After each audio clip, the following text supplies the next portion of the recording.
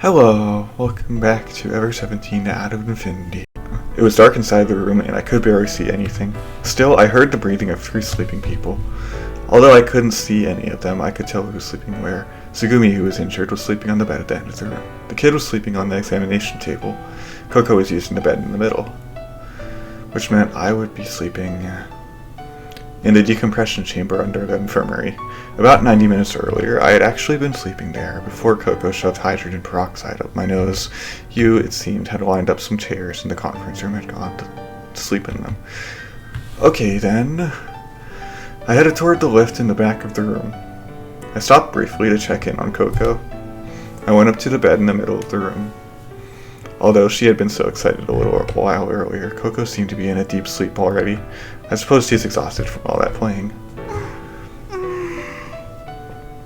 Coco rolled over and scratched her cheek with her fingers. Her blanket had slightly fallen off of her. Fixing her covers, I touched her hair gently. Coco mumbled softly in her sleep. I didn't know which dad she was referring to, but I couldn't help smiling.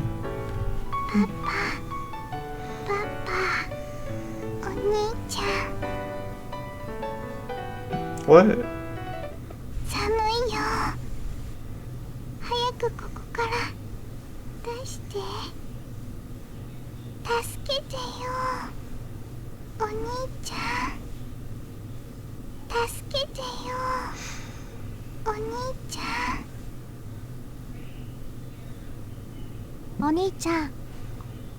Oh, huh?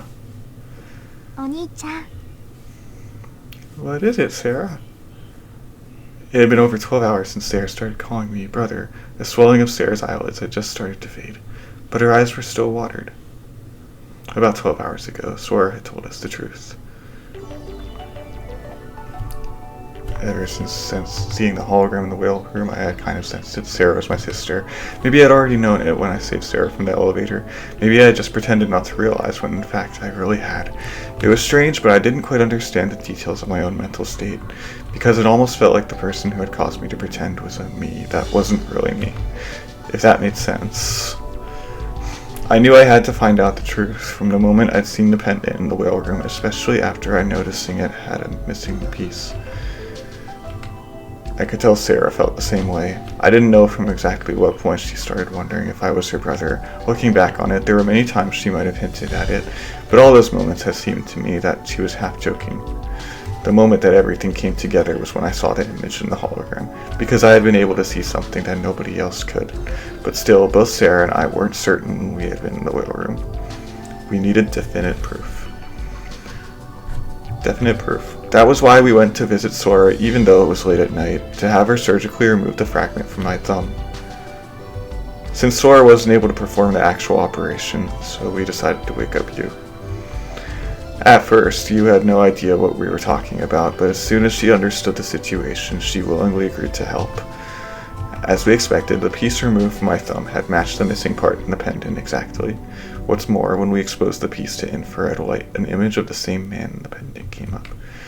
According to Sora, unlike a regular picture, a hologram shows the whole image in a part. With a picture, it would be impossible to see the whole picture with just one piece of it, but with a hologram, it is possible to generate the whole image even from a tiny piece. That is one of the special properties of a hologram. Now, let me explain a little bit about the infravision. Usually, the visible range for humans is limited to light with a wavelength of between 380 nanometers to 780 nanometers. Light with a wavelength longer than 780 nanometers is called infrared. Normal humans can't see light in this range. If you were able to see infrared, you would be able to sense the temperature of an object without actually touching it. And with this ability, you could also see in the pitch dark, even without any light. Infrared rays are emitted from all objects that have temperature. Stronger light is emitted from warmer objects, and weaker light from objects with a lower temperature. By sensing those things, you can tell the location and shape of an object in the darkness. Surprisingly, Sara and I were told that we had the ability called infravision.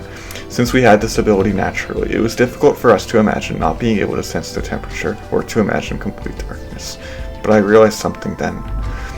That was why I had noticed heat emanating from the generating room door, and that was why I had mistaken the light from the inverter unit as moonlight.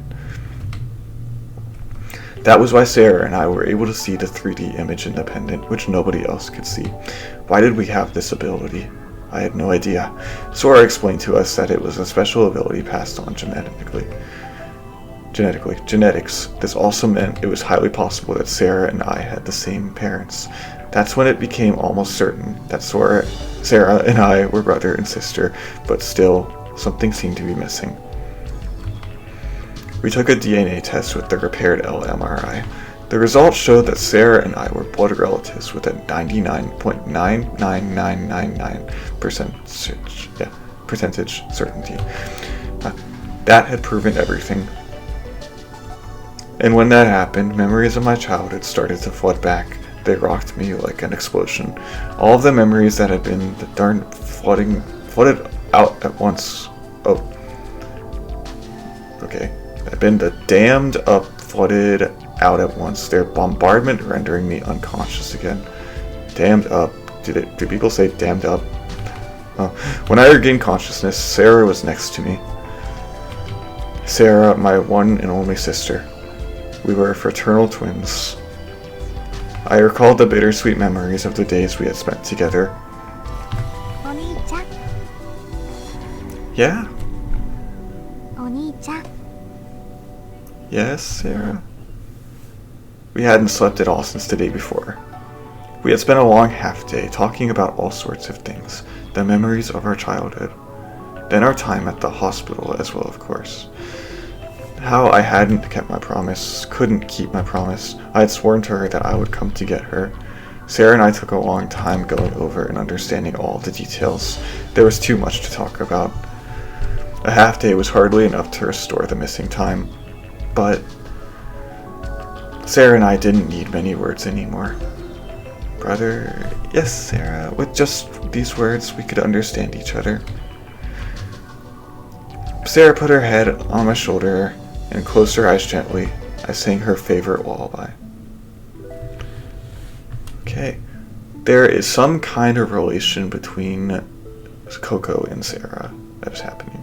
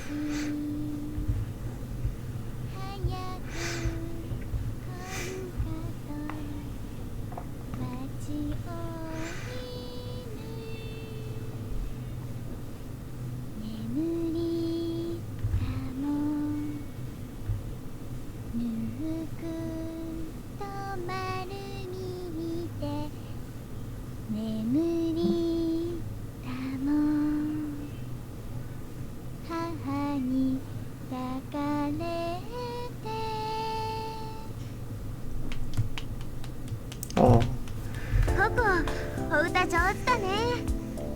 上手でしょ？上手でしょ？その歌、初めて聞いたけど、子守歌かなんか？そう、子守歌。ママが歌って聞かせてくれたの。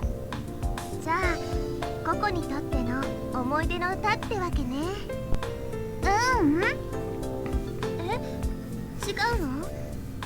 この歌、つい最近覚えたばっかりだから。そうなんだ。Their voices were coming from the kiosk. I went in. Hey!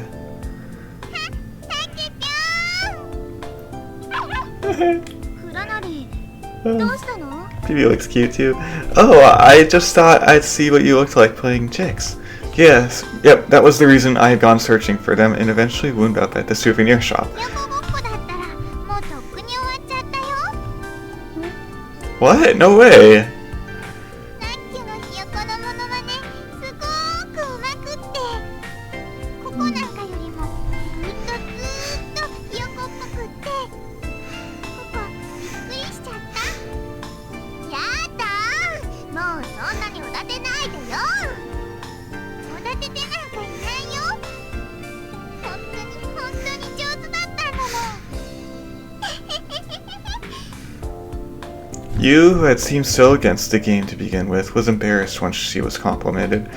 What on earth was going on? Had she actually enjoyed the game? Speaking from the standpoint of someone who had experienced it, the game Chicks did seem to possess a kind of ritualistic, demonic charm that could subdue the human ability to be rational. It seemed to me that you might have been possessed by that charm. Oh well, that wasn't important. What was important was somehow I had missed out on seeing a historical moment Hugh's wacky performance. It was truly unfortunate. Darn it. I mentally clicked my tongue. So, what are you doing now? 見ればわかるでしょ。 Coco and you were sitting face to face on the carpet. PP had set his face on Coco's head. Between the two of them was a mountain of small, bed-like grains. Bead-like grains. A pen was stuck at the top of the mountain. A game of avalanche with a mountain of sand? 正解。違うよ、マッキュー。正解じゃないよ。これは涙山崩し。砂の山じゃなくて涙の山なんだから。A mountain of tears? I sat next to them and pinched a single grain from the mountain. Oh, I remember. Coco was throwing these into the puddle at the ruins yesterday. Clear, colorless grain. They were formed in the shape of a drop of water. Glass tears. No, they weren't made of glass. I could tell by touching them. You never told me what they were yesterday, did you? So I guess I'll try again. What are they? 人魚の涙だよ。 Mermaid tears! Coco closed her eyes and nodded. I don't care what you say. There's no way these are real mermaid teardrops. Saying this, Hugh pointed to the display racks of the souvenir shop. I stood up and walked toward where Hugh had pointed. The racks were packed with different kinds of merchandise. Among all the stuff, there was a corner with a line of old-looking ceramic bottles. I picked up one of the bottles and looked at it. It was slightly bigger than the size of my palm and heavier than I had imagined. It felt solid in my hand. Printed on the label was Mermaid Tears. I looked at the bottom of the bottle. There was a round stamp on it. Contents, candy. Ingredients, sugar, corn syrup, acidifier flavoring. I shook the bottle. I heard a dry, crisp sound. Pulling out the cork top, I poured some out on my palm. I poured too much, and some of them spilled from my hand to the floor. The mermaid tears bounced on the carpet as if they were dancing. I see. Holding the bottle in my right hand and teardrops in my left, I went back to where I had been sitting before and plopped myself down with a thud. So these mermaid tears are just some kind of souvenir? Let's see. Mumbling to myself, I popped all the teardrops from my left hand into my mouth. I chomped down on them hard. The melting sweetness spread in my mouth. These are good! It had been a long time since I had tasted anything besides a chicken sandwich. I had heard somewhere before that eating sweets makes people feel happy, and at that moment I was enraptured by the sweetness in my mouth.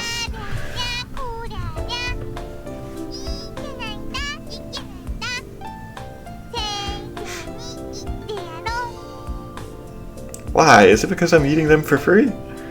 Well, you are too, Coco. 違う違う。そういう意味で言ったんじゃないの。今、ハキピョン、人魚の涙食べちゃったでしょ。 Yeah, I did. And I'm going to eat more. そんなことしたら、ヤオビクニみたいになっちゃうよ。 Who? ヤオビクニ？ You and I looked at each other. 知らないの？ヤオビクニのお話。 Do you know what she's talking about, you? 知らない。あーし。ほいじゃあ、ココちゃんがヤオビクニのお話を聞かせてあげましょう。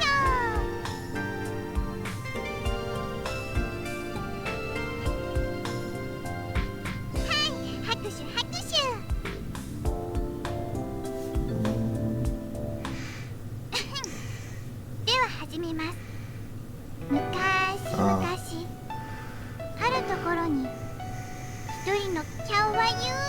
娘っ子がおりました。年齢は17歳ぐらいで、椿の花がとっても大好きでした。娘っ子にはこれまたかっちょいい彼氏さんがいました。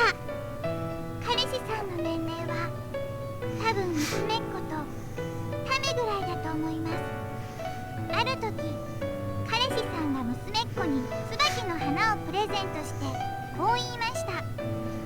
この花、君にあげるよ。まあ、なんて綺麗なお花でしょう。ああ、確かにこの花は美しい。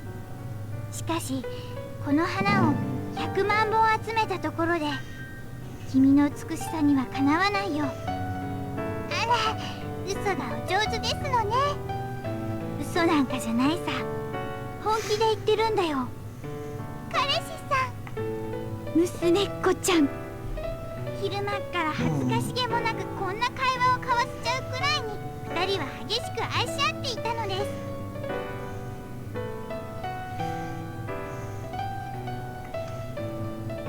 さて、そんなある日のこと、娘っ子のパパさん、名前をゴン太くんと言いますが、このゴン太くんがブクブクと海の中に潜っていきました。なんでそんなことをしたのかっていうと、実は海の中に住んでいるおっさんが、今度うちでパーティーやんだけどさ、ゴン太くんも来ない？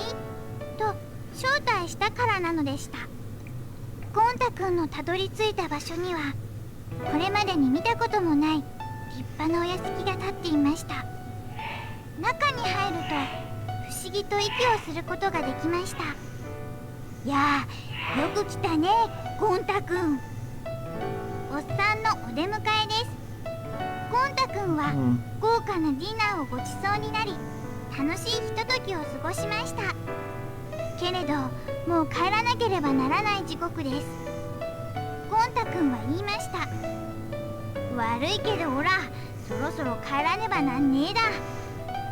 すると海の中のおっさんは、なんだ、もう帰っちゃうの、残念だな。家で娘っ子が待ってんだ。近いうちにまた来るでよ。そっか、じゃあこれお土産に持って帰ってよ。おっさんが手渡したものはお酒を入れるようなとっくりでした。なんだこれ。ゴン太くんは尋ねます。おっさんはニコニコと笑いながら答えました。人魚の涙だよ。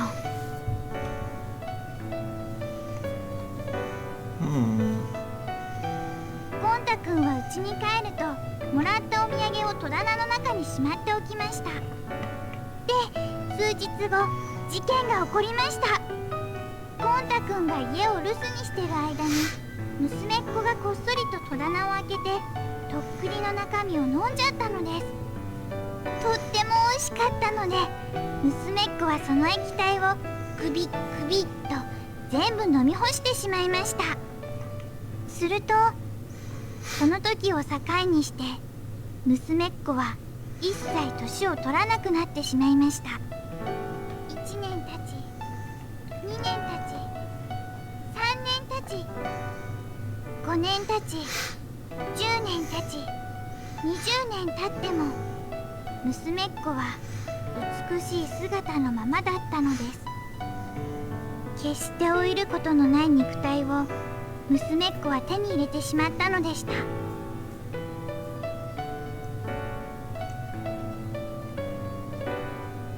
つの時代も不老長寿は人類の夢であり希望ですが、この娘っ子の場合は違いました。娘っ子は我が身の不幸を嘆き呪いました。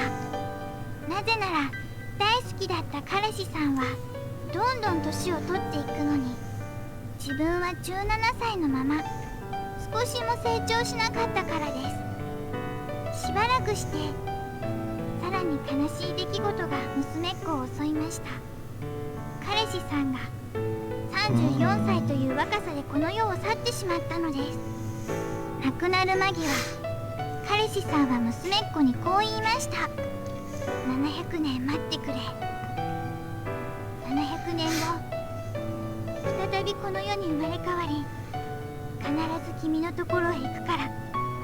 娘っ子は泣きました。おいおいおいおいと泣き続けました。やがて彼氏さんを失った悲しみから娘っ子はビクニとなり、諸国行脚の旅へと出かけることにしました。ビクニというのは出家した2層、女性のお坊さんのことです。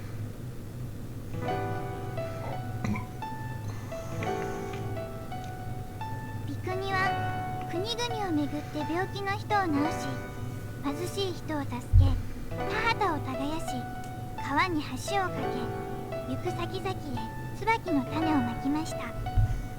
椿がすくすくと成長し、花を咲かせる頃になると、また別の国へと移って行き、困っている人々を助け、そんなことを何百年も続けました。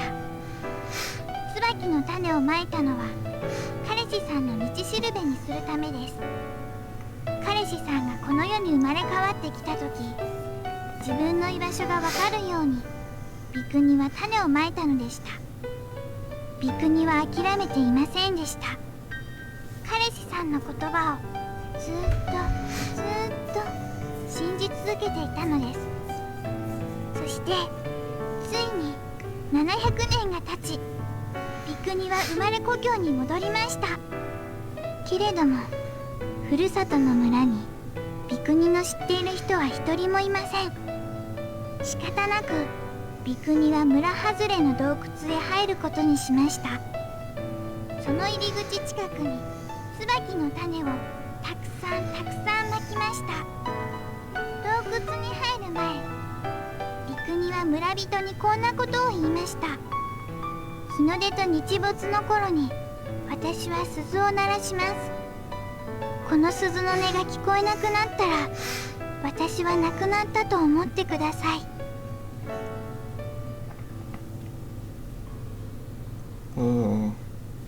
それから1年経ち、2年経ち、3年経ち、5年経ち、10年経ち、20年経っても彼氏さんはやってきませんでした。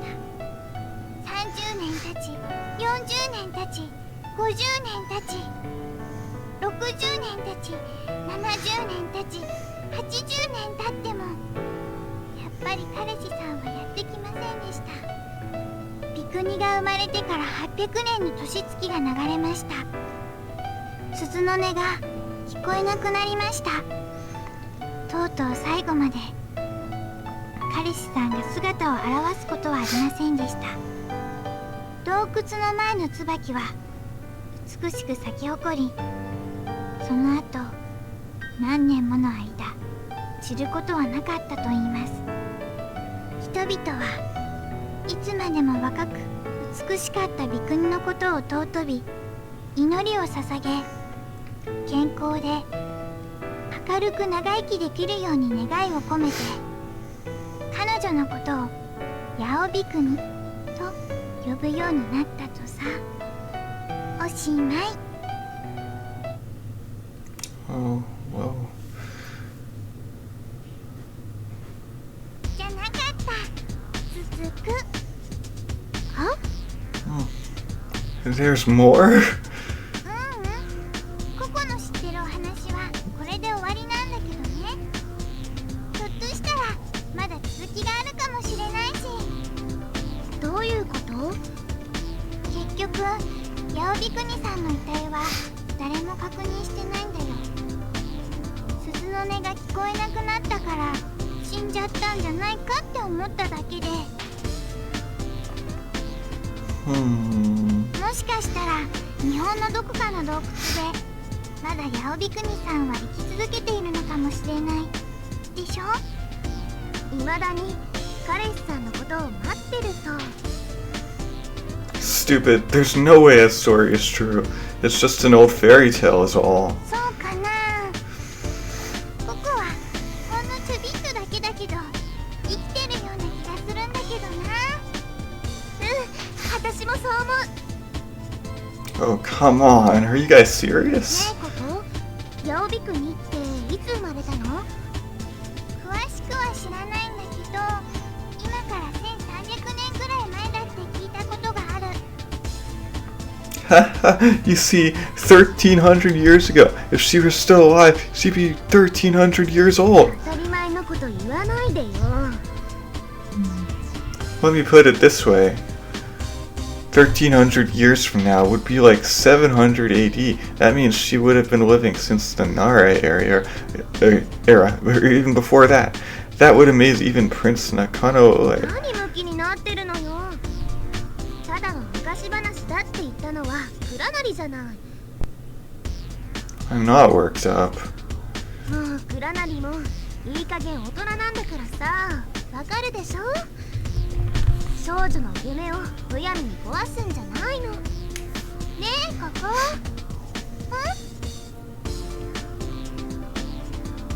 八帯国が700歳で洞窟に入ったってことは、それから600年間もひたすら彼氏さんを待ち続けてたってことになるよね。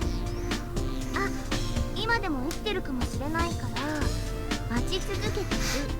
現在進行形か。とにかく彼氏さんが椿の花を追い求めて、ようやく洞窟の淵へとたどり着いたその時、運命の再会が訪れるわけよ。600年間の孤独が報われるわけよ。1300年間の恋が実るわけよ。なんてロマンチックなんでしょう。ロマンチックか。ここはロマンチックっていうよりもちょっぴり悲しい気がするな。うん？だってさ、暗い洞窟の奥でずっと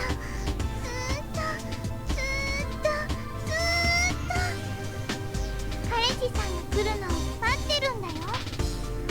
一人ぼっちで待ってるんだよ。寂しくてだけど死んじゃうこともできなくて、人魚の涙なんて飲まなければよかったのに。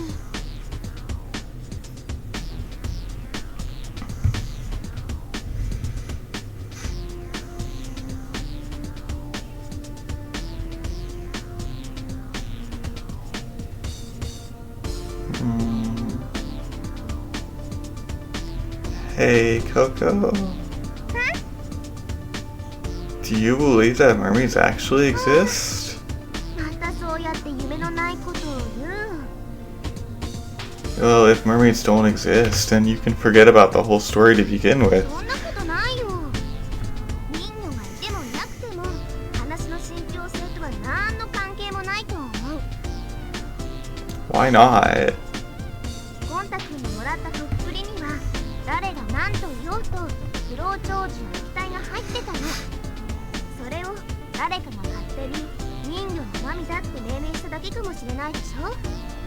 つまり不老長寿の液体が実際の人魚の涙である必要はないってこと。例えばここに積まれてるキャンディーの山が実際の人魚の涙じゃないのと同じようにね。 Well, you have a point. So, mermaid tears is only the name for that strange liquid, right? Alright, fine, let's skip the whole mermaid business. But, you think really hard, will you? Do you honestly think that something like eternal youth exists? You have a basis for that belief? ある。 Okay, show me then. 望むところよ。ちょっと話はそれるけど、今の八帯国の話、何かに似てると思わない？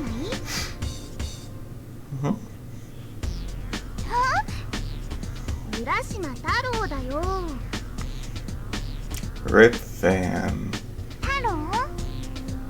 海の中へと招待されて、立派な屋敷がそこには立ってて、豪華なディナーをご馳走されて、帰りがけにはおみよをもらう。ここのとこなんかもうそっくりそのまま浦島太郎じゃない。So what? だから要するにこういうこと。浦島太郎が玉手箱を開けたことによっておじいさんになっちゃったでしょ。八尾ビクには人魚の涙を飲んだことによって不老長寿の肉体を手に入れたということはですな。 Oh, I'm beginning to see what you're trying to say. Rip Van Winkle hits the bottle just a little too hard, and when he wakes up, 20 years had passed. Just like that with the 800-year-old nun. By drinking mermaid tears, she was sent 700 or 800 years into the future, so she didn't actually gain eternal youth, she just slipped through time into the future. So that explains why she stayed 17 years even after 800 years. You think that explains it? Well, it doesn't. There's no such thing as time travel in real life. ちょっと待って、話を勝手に進めないでよ。私は一言もタイムスリップなんて言ってないでしょ。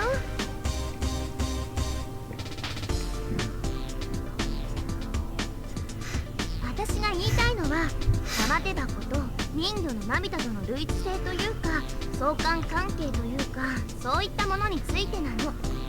玉手箱の中に詰め込まれていたものは生物の老化を急速に促進する作用を持った気体だった。とっくりの中に詰め込まれていたものは生物の老化を極限まで抑制する作用を持った液体だった。そしてこの2つは共に海中に生息している何者かによって手渡された。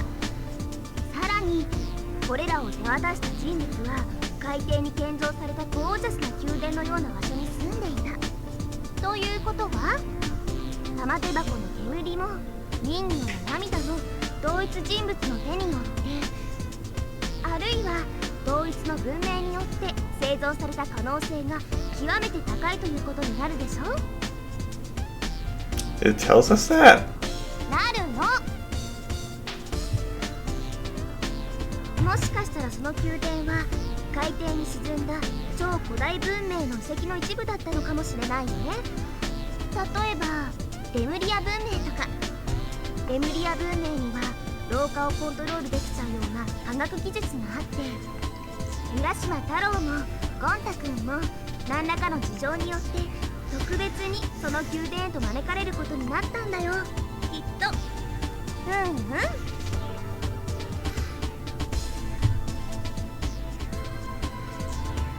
どう？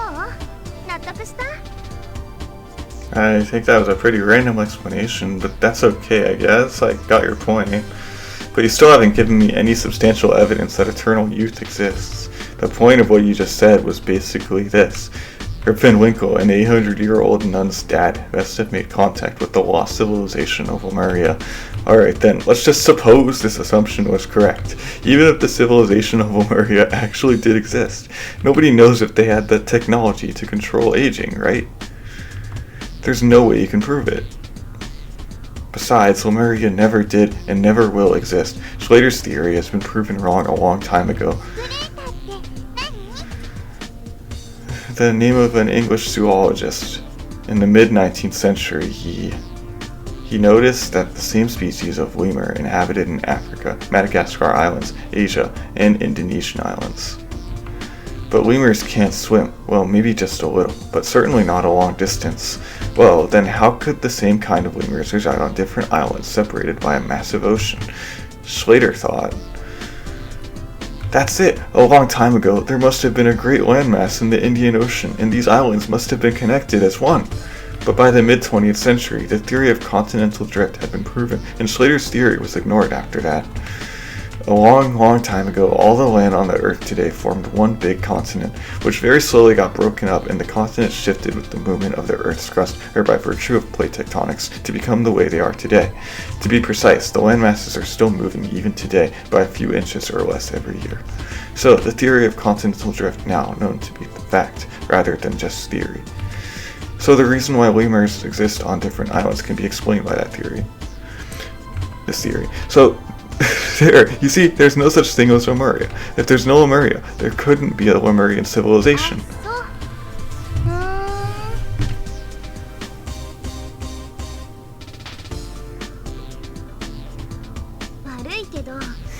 私が言ったのは太平洋のレムリア大陸のことなんだよね。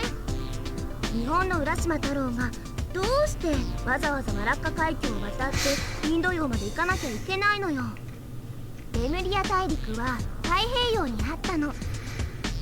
In the Pacific Ocean? Are you by any chance talking about the continent Mu? どうでもいいのよ。かつて太平洋上には超古代文明が存在した。それをある人はレムリア文明と呼び、ある人はムー文明と呼ぶ。そんなことどっちだっていいじゃない。 Oh, I'm getting a headache. I guess you are right. It doesn't matter. It really doesn't. Whether you call it Lemuria or Mu, it never existed anyway. どうしてそう夢のないこと言うかな。大人げない。倉成には想像力ってもんがないの？ You're the one who's childish. You're 18, right? Grow up, will you? Get real. An ancient civilization before time, perpetual youth and longevity, Rip Van Winkle, 800-year-old nun, and Santa Claus. None of these exist. They're all just fairy tales. おとぎ話の全てが虚構とは限らないでしょ。中には実話だってあるかもしれないじゃない。 No way. ある。少なくとも浦島太郎だけは絶対確実完全無欠に実話だと思う。 Oh, you're so sure, huh? You do have any proof, do you? もちろん。 Then let's see it. 望むところよ。浦島太郎はね。 What? 浦島太郎は浦島太郎は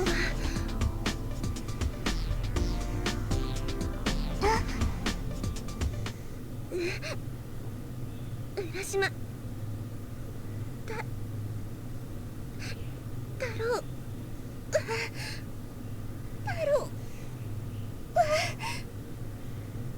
All of a sudden, you put her hand on her chest and looked like she was suffering. What's wrong? 大丈夫？サンキュ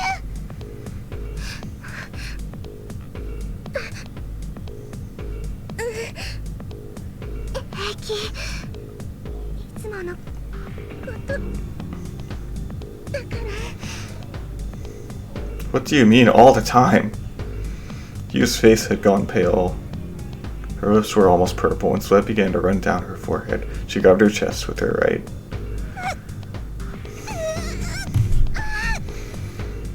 She groaned in a low voice and squatted to the floor.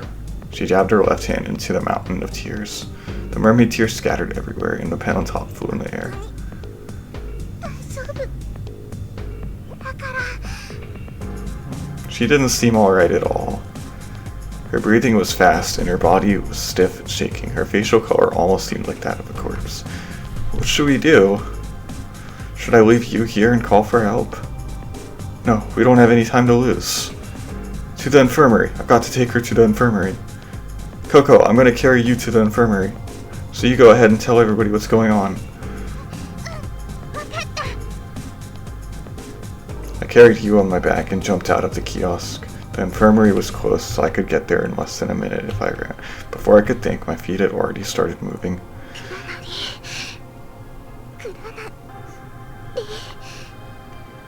I kept running in silence. The infirmary was near.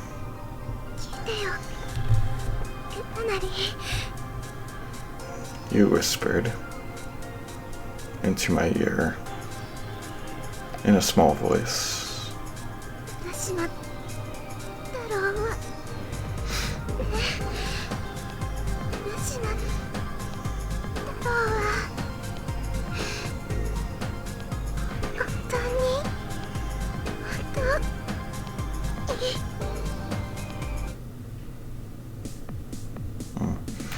Rip Van Winkle did exist! I screamed out.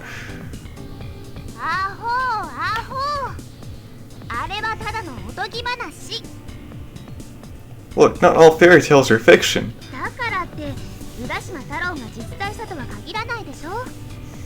それにね、もしも仮に浦島太郎が実話だったとしても、少年のこととは何の関係もないじゃない。It does too. We're talking about whether people could actually travel through time, right? わからんやっちゃな。タイムスリップが現実に起こるものだとしても、少年がタイムスリップしたことにはならないって言ってるの。 Then how come I can see the future? そんなこと私に聞かれてもわからないってば。 It has to be because I'm experiencing the same moment in time over and over again. It must have been stuck in Limu in the past also. 3 days passed, and then 4 or 5 days, and after that I must have slipped through time for some reason, meaning I must have traveled back in time to the moment I fell into that pond. That must be why I can look into the future.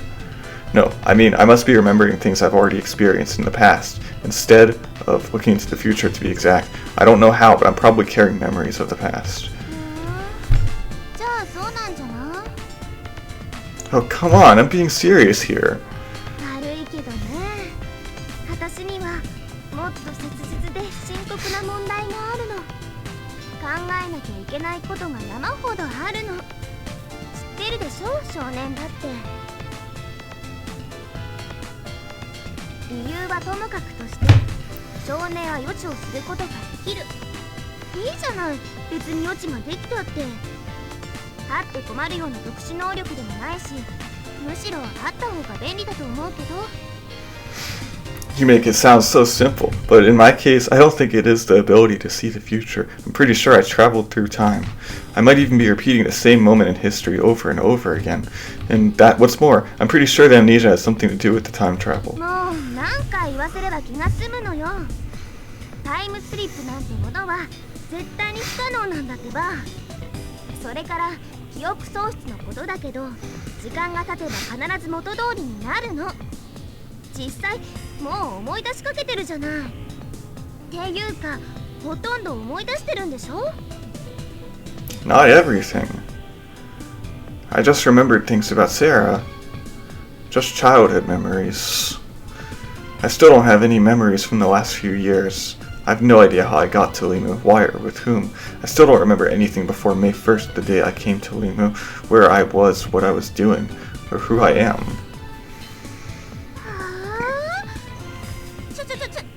ちょっと待って。少年はマヨのお兄ちゃんなんだよね。そのことはちゃんと思い出したんだよね。Yeah. だったらさすがに自分が誰なのかぐらいわかるはずじゃない。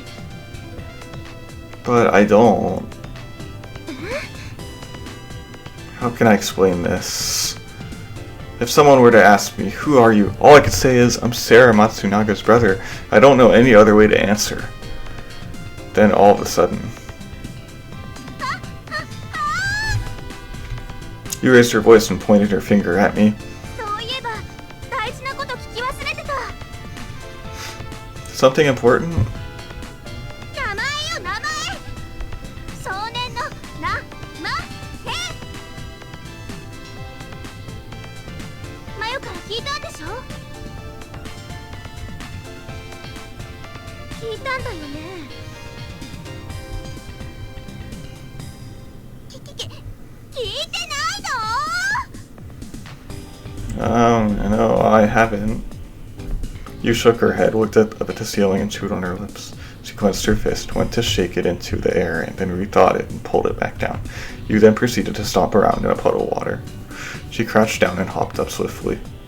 She took a deep breath. I thought she was going to blow it out, but she continued to take in one long breath in, and then she said, あんたバカじゃないの？ Her voice was so loud it shook Limu like an earthquake. I was lit, frightened when I would tear the partition walls.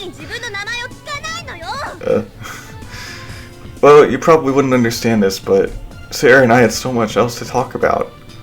We had endless things to talk about, and I just didn't have the presence of mind or chance to think about myself.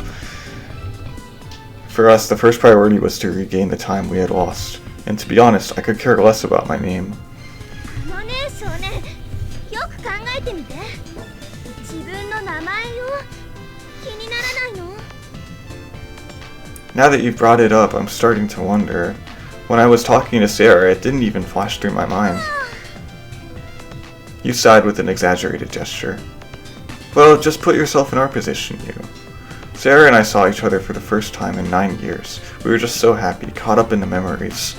But on the other hand, we were scared, in pain, and our hearts ached. All these emotions were mixed up and jumbled together and came flooding over us. Sarah and I were overwhelmed just trying to understand one another. Like I said, names didn't seem so important at that time. She just called me brother, and I just wanted to call her Sarah. Do you understand?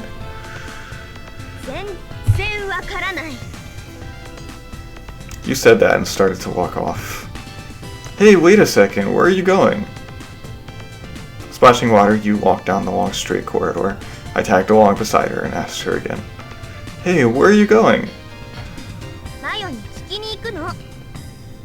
What?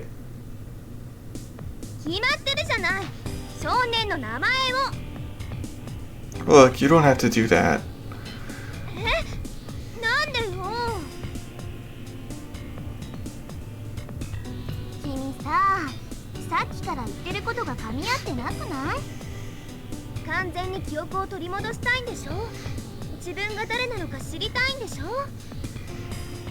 Oh, of course I do, but...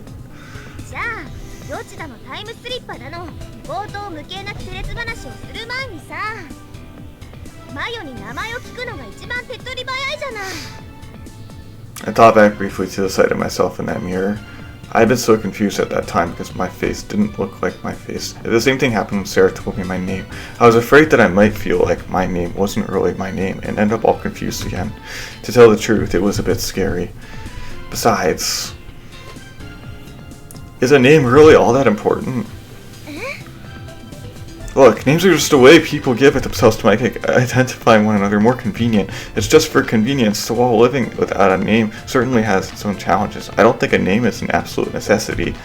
Take dolphins. They are highly intelligent creatures, but they don't go around calling one another by name, and they seem to be getting along just fine.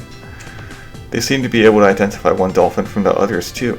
They know which one is a son, which one is a wife, and the difference between a gray whale and a killer whale. They don't have names, yet they can recognize things correctly. And this is just a speculation, but they seem to recognize individual identities. A dolphin seems to have its own sense of self, separate from that of the dolphin swimming next to it, and it is aware that it is a separate entity. They don't have to depend on names to recognize all these things. My name is James, this one next to me is Ling Ling, and that one chasing after a fish is Yumemi. I don't think they do that. It may sound kind of cocky, but sometimes I feel humans depend on names too much. If one day this girl you've known as Ling Ling tells you, oh, by the way, my name is Slang Ling, wouldn't that throw you off? It'd cause confusion, and you might think, you know, Ling Ling and Lang Ling are really similar, but they're probably just two different people. It seems stupid to get confused just because of a name. Many people value trust and depend on names more than the actual individual differences. I bet dolphins don't think like that. Because, to begin with, they don't have names to identify individuals. I realized that for the first time once I lost my name. I noticed that a name really isn't all that important. You didn't stop walking. I couldn't tell whether she was listening to me or not, because she didn't respond to me at all. Hey, are you listening to me? That was a really weird thing for you to say, kid. As we turned around the corner, I asked her. I don't know what he's talking about.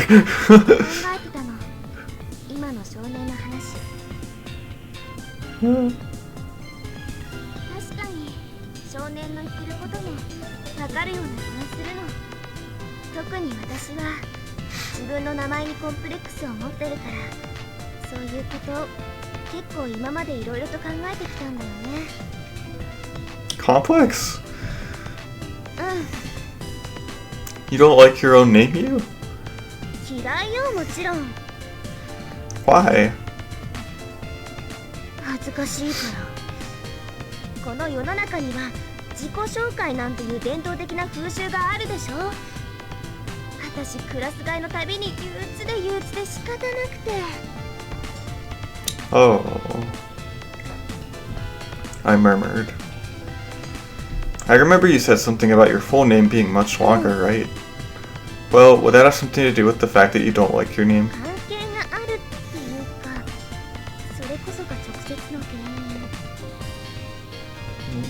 You stopped walking. She had a bitter smile on her face. What? 君にはまだ教えてなかったもんね。私のフルネーム。Okay, I guess. 絶対笑わないって誓ってくれる？ Sure. それじゃあ教えてあげよう。私の本名は田中Yubiseiakikana。 It's Akikana. What? 優しく美しく清らかな秋香る菜の花。 What? Yubiseiakikana? All of a sudden, it was as if I felt a heavy thud in the bottom of my heart. A strange feeling started to take over my body, a sense of something out of place. That's it. That's right. I must have known Yu's real name. Wait, but I've never heard it from you directly. What is going on? This is just like the situation with Sara. I already knew Yu's real name from before. Yu's real name was... Your real name is Yubiseiharukana. Huh? You said it wrong, didn't you? You actually meant to say Harukana, right? 自分の名前を言い間違える人なんていないと思うけど、まあ私としては。 Yeah, okay. They are different names. でも一応戸籍上は秋になってるわけだし。 No. おへ？ Your full name has to be Yubiseiharukana. It's not Aki.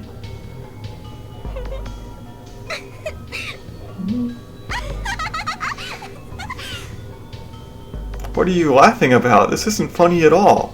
You don't remember your own name. そうかもね。私の本当の名前はリンリンだったっけ？それともランランだったっけな。あのね少年、よく聞いてね。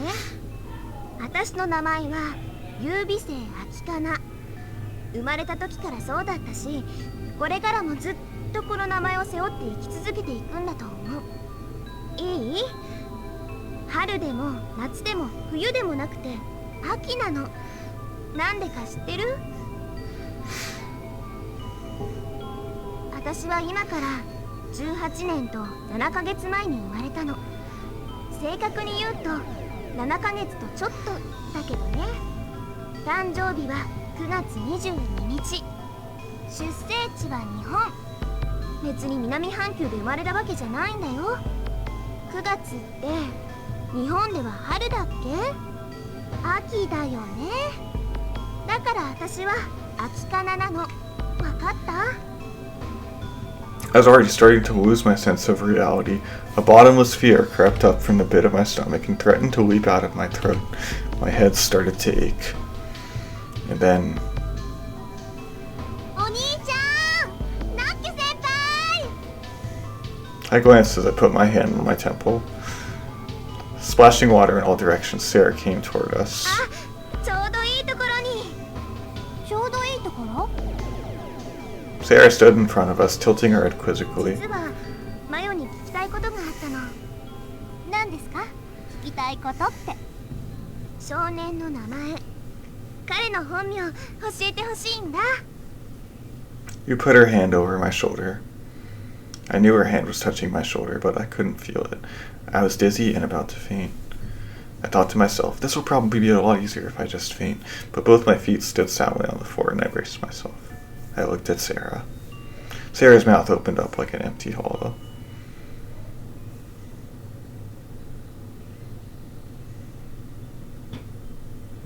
I couldn't hear her voice. I saw Sara's lips were moving, but I couldn't hear her voice for some reason.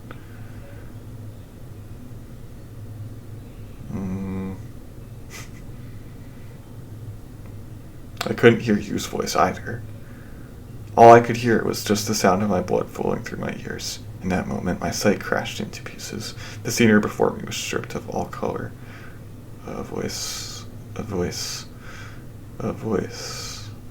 I could hear a voice from far away darkness. Somebody whispering to me. Who are you? Who am I? Who am I? 北斗。お兄ちゃんの名前は北斗だよ。へえ、北斗か。うんうん、なるほど。言われてみれば確かに北斗って感じかも。Hokuto. That is my name. そうだよ、お兄ちゃん。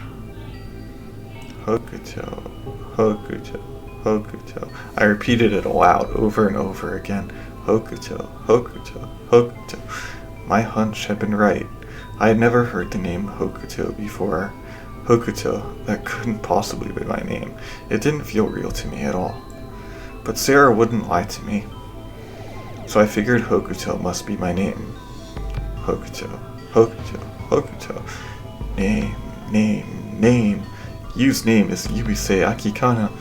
My name is Hokuto. There was too much to think about.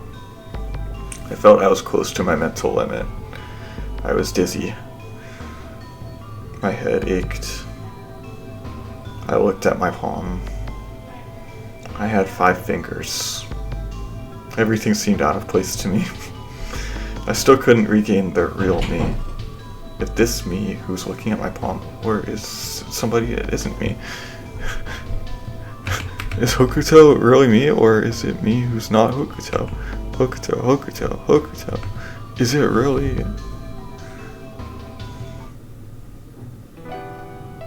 Is that really his name? Where is this going? Tsugumi slightly nodded her head. Her face was all red. So you're Chammy because you're charming. That's cute, what a good name. Cute. That was what I thought. I did my best to stifle my laughter.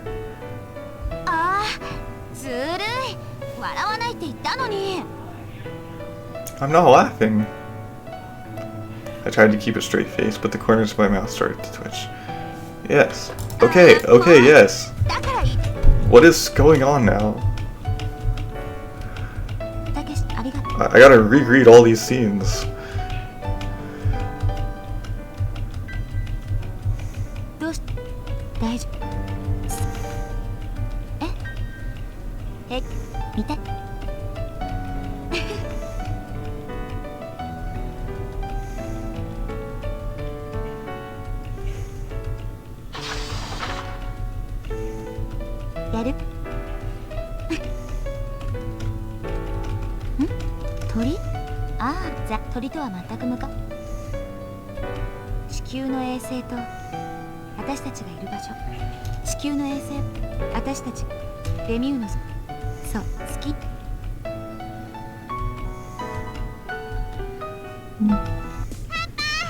Sweet.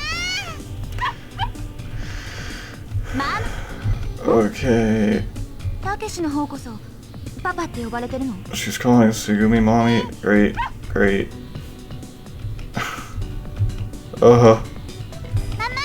Exhausting. It's 3 times more exhausting to convince Coco to dash with you on my back and swim underwater 1 or 2 meters. You know what's exhausting? Having to reread all this.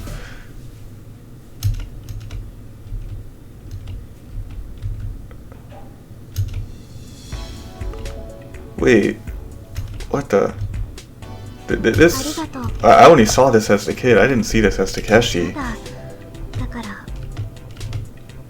Okay. Ah, jeez. Okay.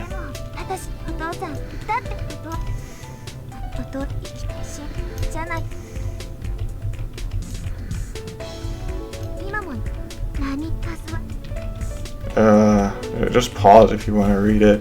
What is the point of all this? Running out of time.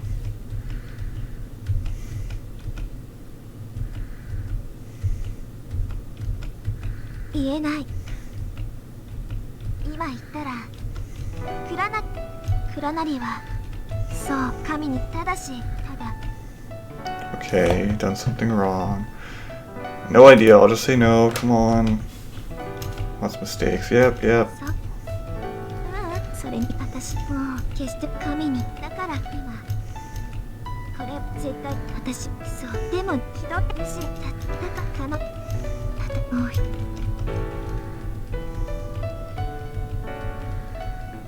彼女私の妹なの。 Your sister? そうだけど彼女は私自身でもあるの。彼女と私は双子だから。 Wait, so her 彼 mom's 女は your 私 sister? の双子の妹だから。 Okay. ニラ製のソーセージ？ What マヨと now? 少年が双子の兄弟だっていうのは聞いてたよ。でも So now you says she has a sister. どうして Yeah, Sarah and our twins. Okay, yep, and he's explaining all that too. Good for him, okay.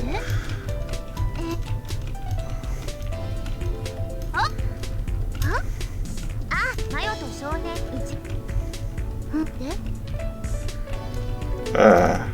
田中陽一、田中幸恵さんも15年。だってついこってさ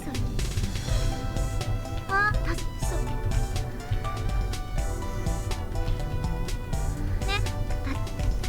まあそらなのにそのうわ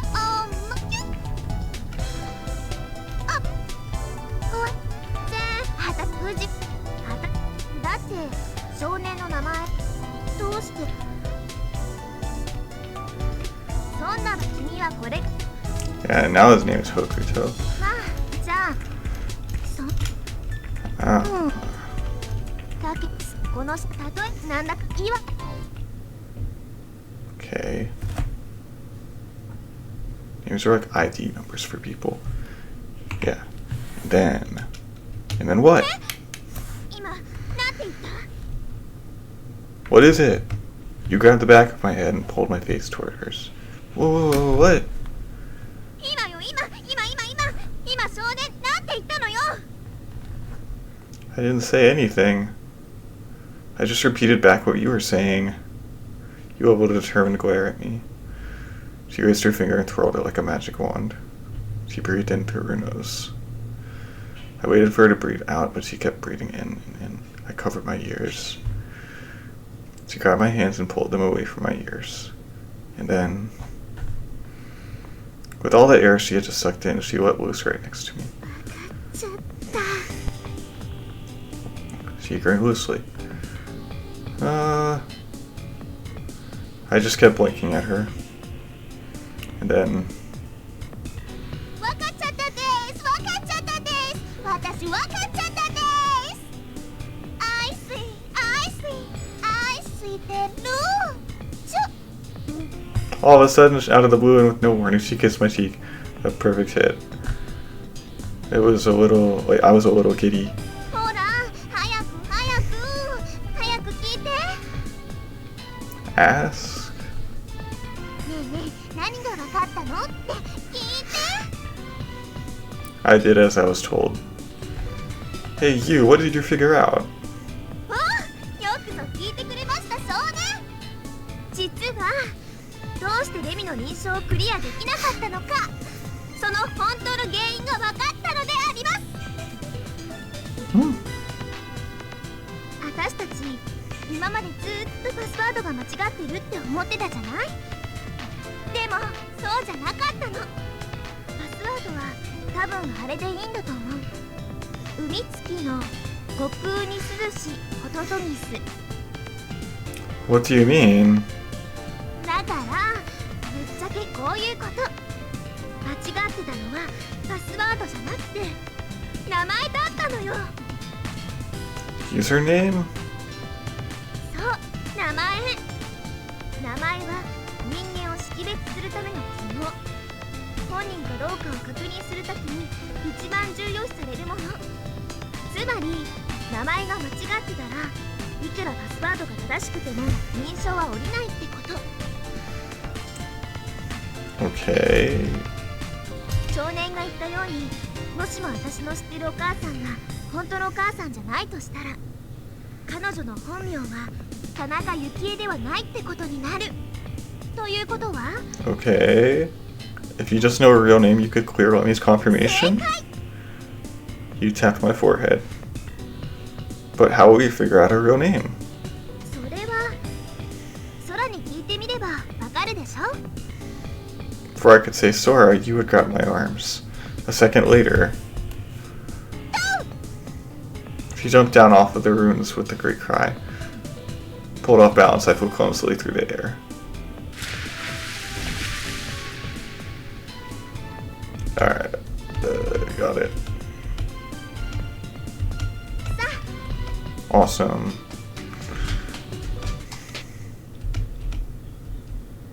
少年が言ったように彼女の本 Name, Yubiseiakikana, Aki meaning autumn. Okay. So what's her name? Broke down by character. Jumble of bits, no logical fragments. Couldn't grasp. It was a haiku, 17 syllables. I muttered it out loud.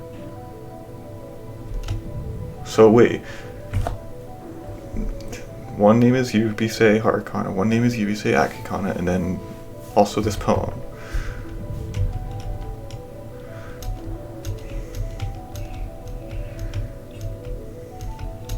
Hokuto. Phantom girl. Hokuto.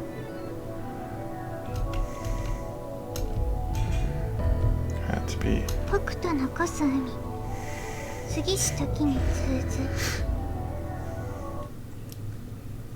海月の風に涼しほととぎする。 Really? What did you just say? Wait, so it's the poem, but instead of the cuckoo, it's Hokuto? Okay. でもここそ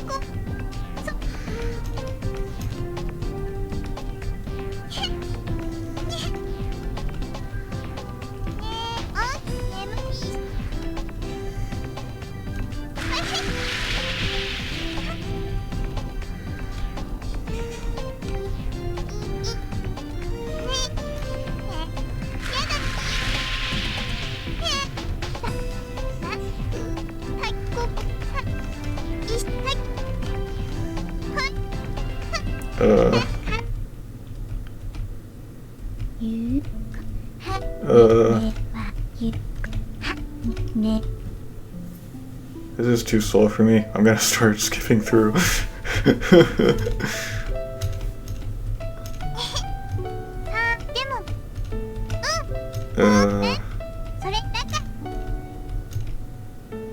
Mommy, moon, and sea. Did that mean when you say mommy?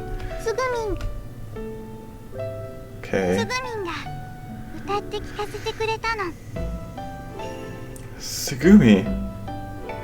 That's crazy. Oh, now the kid can see her. But no one knows all about it except Sara and me. Why? Why are you laughing? ホクタン、自分で言ってること変だと思わない？ What? ホクタンは今混乱しちゃってるんだ。だからついつい本音が出ちゃったんだよ。ホクタンの中にいる本当の自分がぴょこって顔を出しちゃったの。いい？ホクタン、よく考えてみて。あの子守歌、つぐみんが知ってても別に不思議じゃないよね。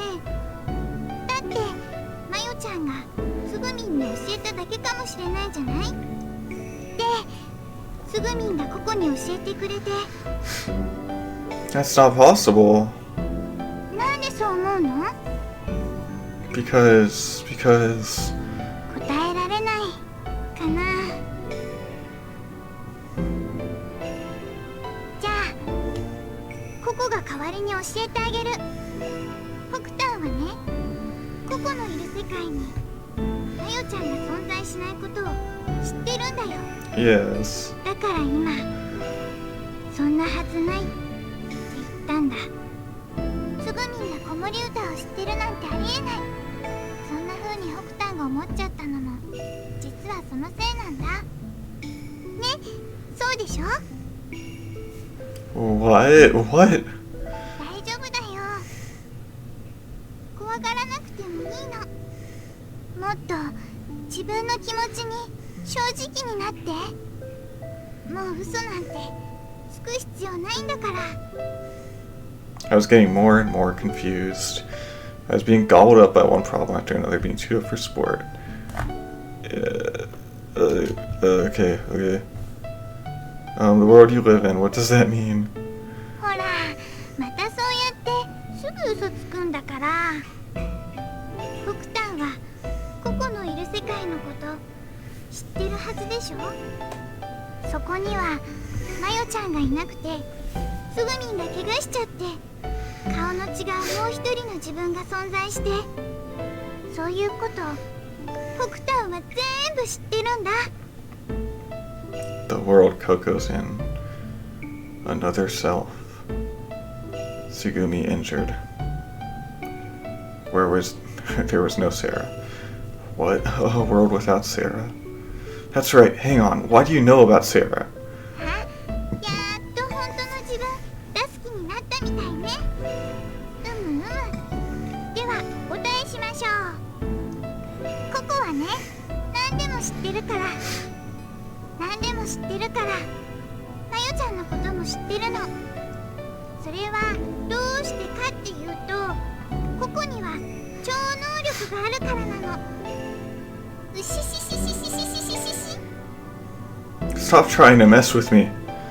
ごまかしてなんかいないもん。本当のことなんだもん。じゃあ逆に聞くけど、北端はどうしてココのこと知ってるの？知ってたの？一番最初加減圧室で会った時、北端はココの名前言ったよね。なんでかな。 It was sort of like a premonition, an insight. ほいじゃあさ、ピピのことは？ What? 北端、ピピのことだって知ってるはずだよ。 No, I have no idea. そう？おかしいな。ピピっていうのはね、ココの飼ってる子猫のことなんだけど。 Cat?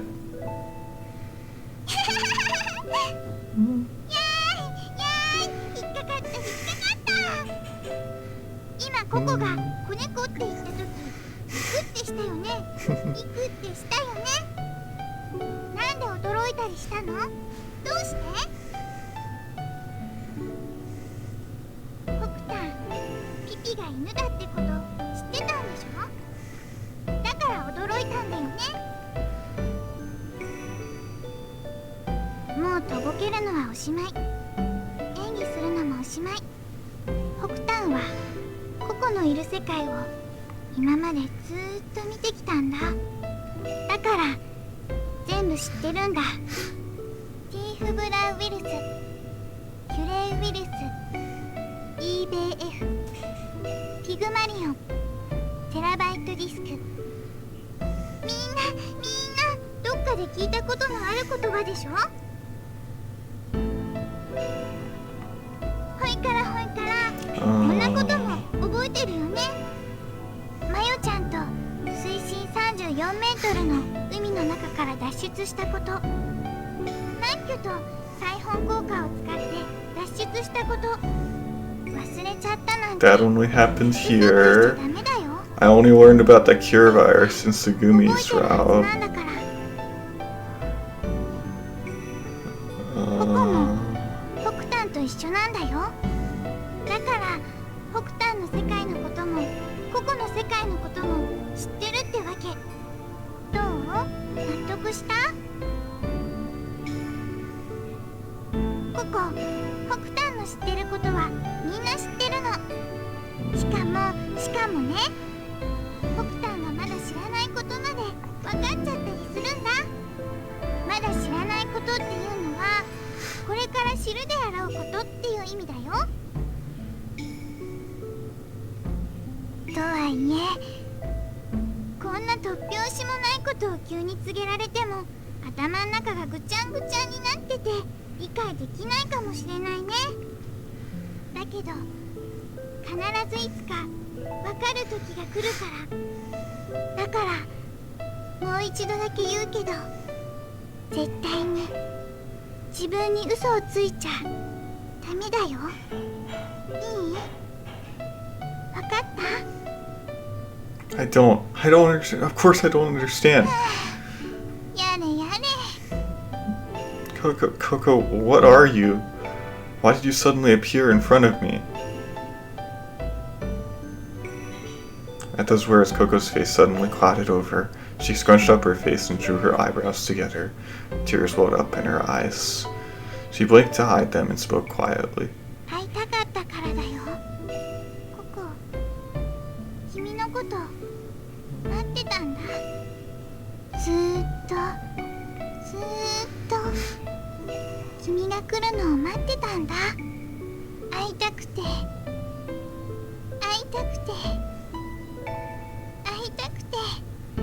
もう一度どうしても君に会いたくてたった一人で一人ぼっちで待ってたんだよ。 Coco's words drifted into my heart and melted like white snow. We gazed at each other without speaking.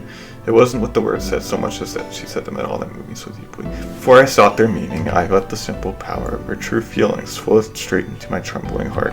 I couldn't take my eyes off of Coco's sad, tear-filled eyes.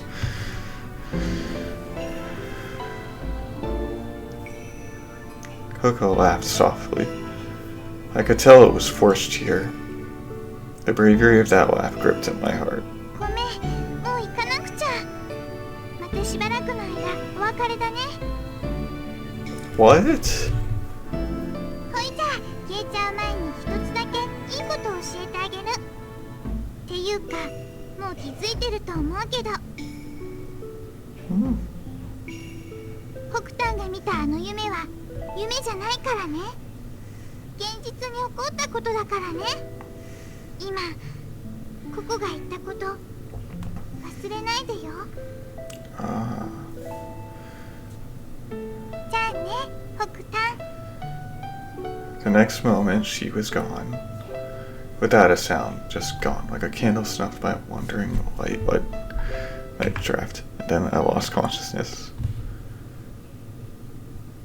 Oh, jeez. I don't know how much longer I can take this. ココちゃんのショートコント。もしもイルカがイクラだったら？おお、今日は大量だな。 Cute すごい量の鮭 Coco. が取れたぞ。どれ Yay. どれ、腹をかっさばいてみるとするか。ザクザクザクザク。うわー、なんじゃこりゃ。イルカがいっぱい出てきた。200匹ぐらい出てきた。やべえよ。母ちゃん大変だ。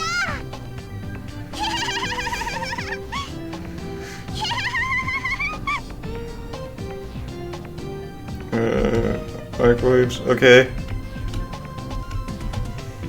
ココちゃんのショートコント。この時習字でパカ。うわ、やつら。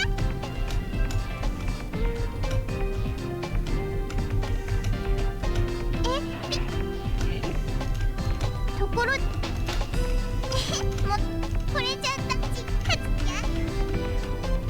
ココココちゃんの。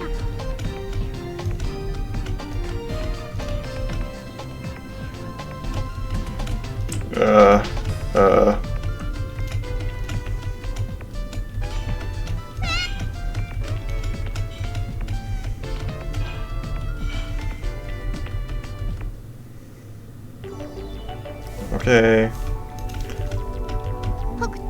I'm a kid again. Another dream.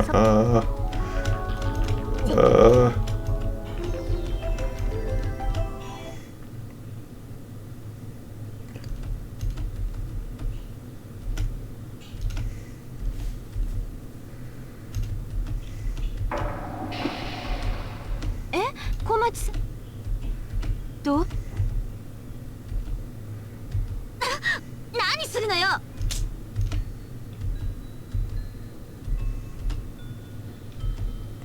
Scar. これはただの古傷よ。ずっと昔、ずっとそれは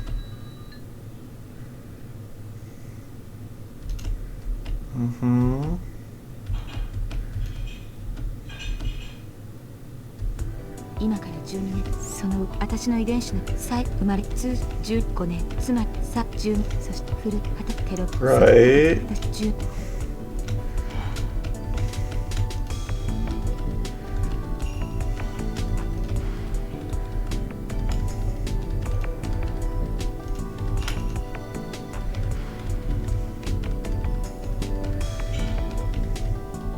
私訴え赤が疑わないの。信用する So she has infravision, right? Is that what it just said?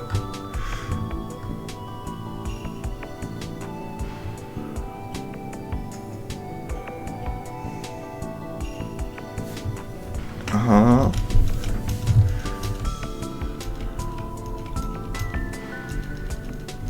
嘘かんなぜ Okay, okay. ほらいいそん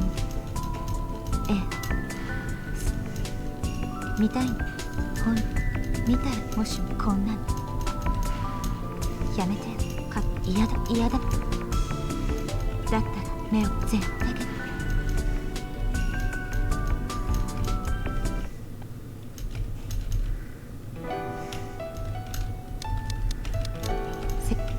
これ私そうどんなねえいいそのさ焼きあなたここここにナイス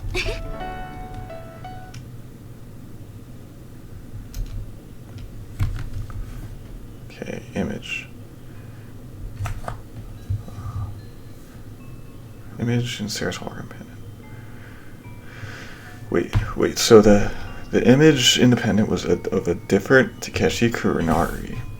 And Tsugumi has infrared vision like Sara and me, which means, but Sara and my parents were.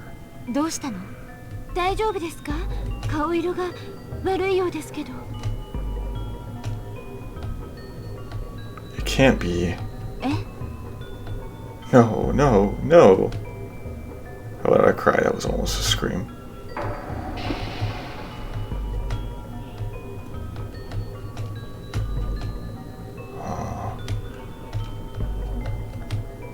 I think I get it. Real Takeshi. Really then.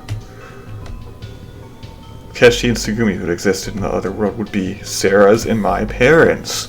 No, it can't be. Oh, I was once again overwhelmed by feelings of denial. Sara and I were 16. If Tsugumi had given birth to us, then it would have been 16 years ago. Huh? I suddenly felt as if I had been hit by lightning. My head was filled with a blinding light. Suddenly kicking off the floor, I broke into a run. Okay, it was 2017 now, so 16 years ago would have been 2001. The world I had seen was 2000. Wait a minute. What if this year wasn't 2017? Okay. どうしたの This year, what year is it? Just answer me. Well, 今は2034年 2034. It's 2017.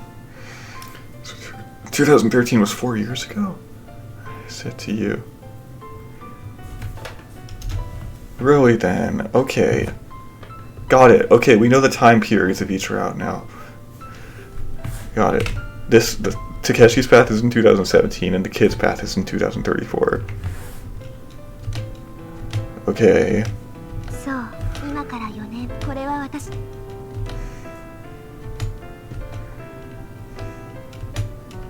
Heart condition.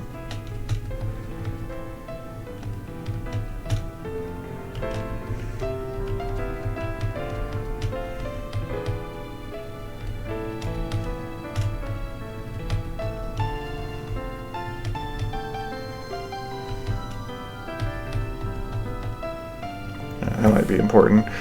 There are 3 types of immortality. The first is immortality of the body. The second is immortality of the memory. The third is genetic immortality.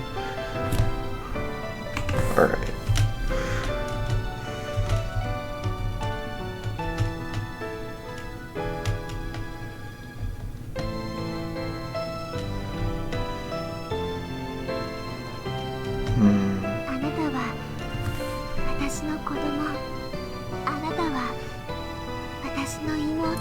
There are 2 U's. What? Oh. Really now? Yubiseiharukana loved the new child of her heart and gave her a new name. She called her Yubiseiakikana. Okay. Huh, wait. They kind of have similar personalities. She probably like a little different from her, I don't know. At the same time, they not only were mother and daughter, but also shared the same genetic design, just like twins. What a twist of fate.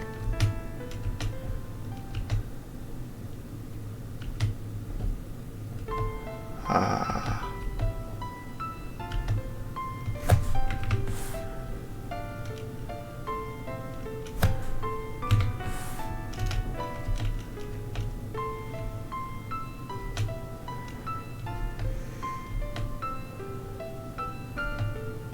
Okay then.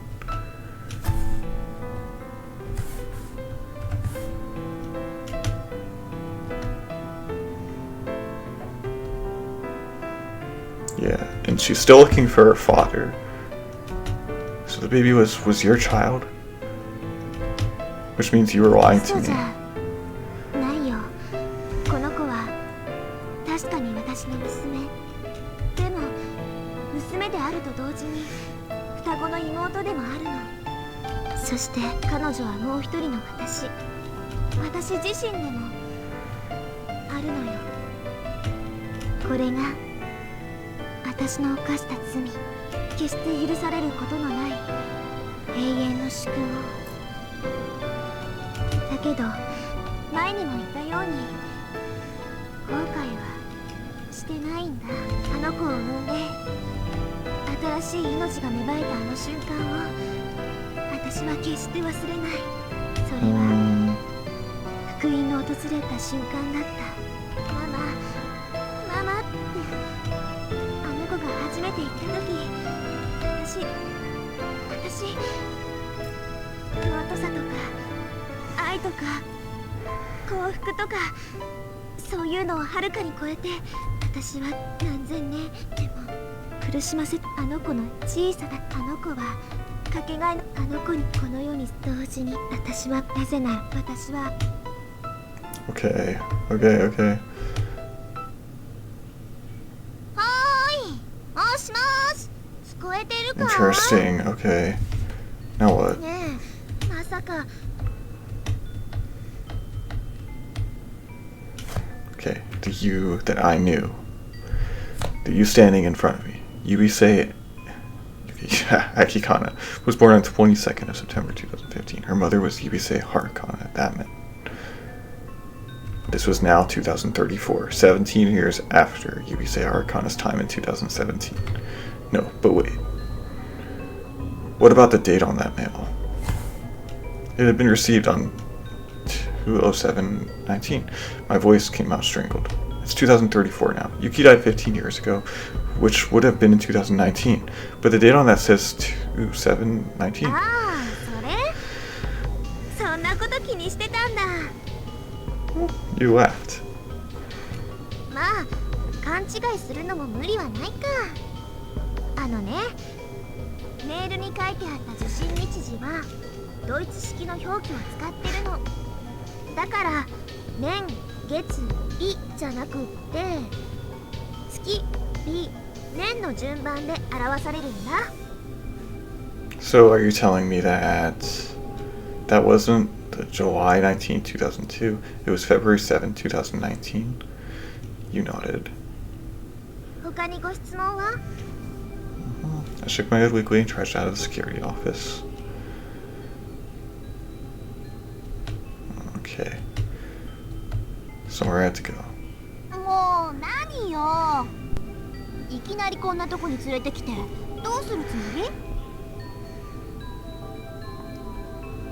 So now they're both here. それってで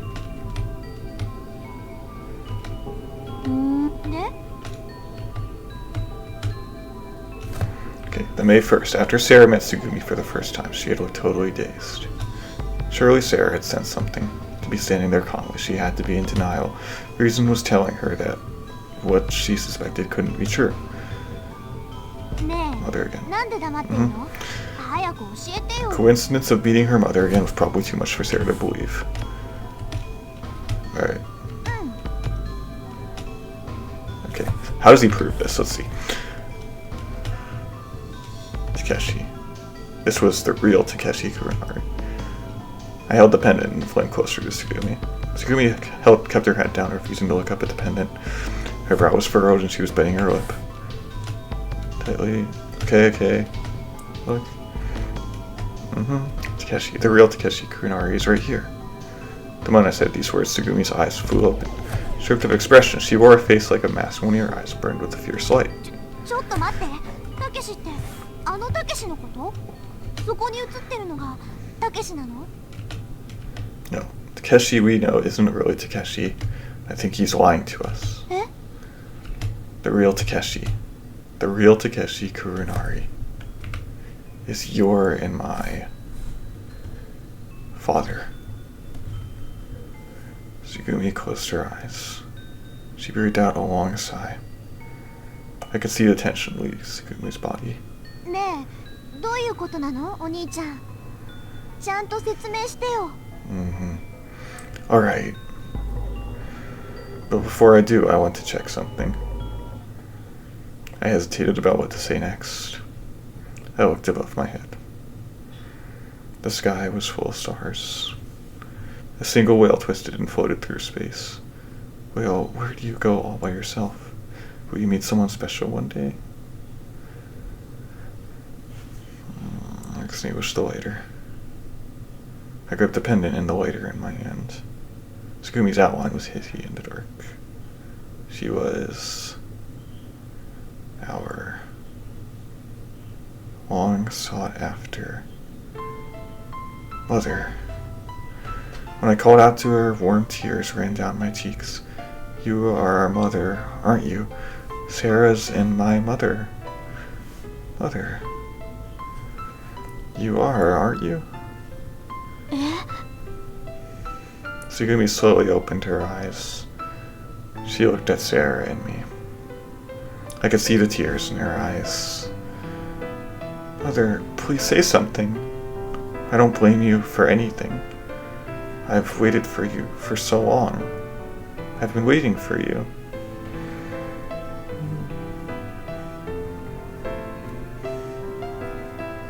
Say something. I screamed at her. Sara clung to my arm. Shaking her head, she buried her face in my chest. Her thin body was shaking. Don't just stand there, say something. Holding Sara tightly, I stepped forward. 違うわ。私は母親なんかじゃない。 Don't you lie to me. I know everything. 17 years ago, there was another accident just like this one here at Limu. You and Takeshi became a couple. Tsugumi was crying huge tears. Tsugumi tried to stop them. Her breath was ragged and came out in hiccups. Her face twisted as she struggled to keep control of her emotions. Tears welled in her eyes and rolled down her cheeks.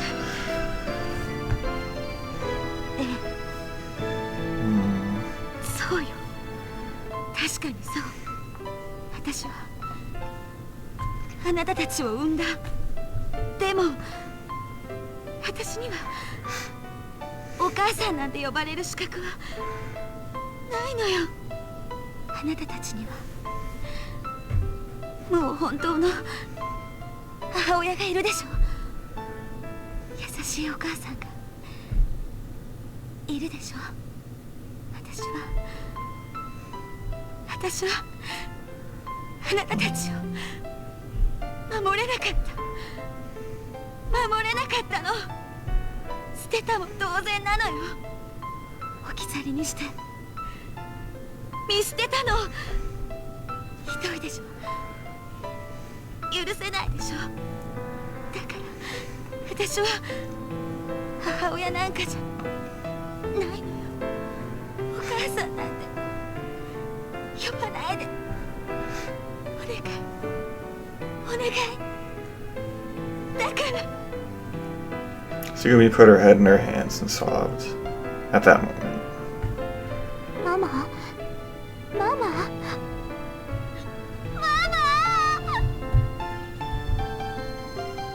Sara tore herself away from me and flew into Tsugumi's arms. Following her lead, I clung to Tsugumi and cried as well. First thing I noticed was her familiar smell. I breathed in her scent deeply.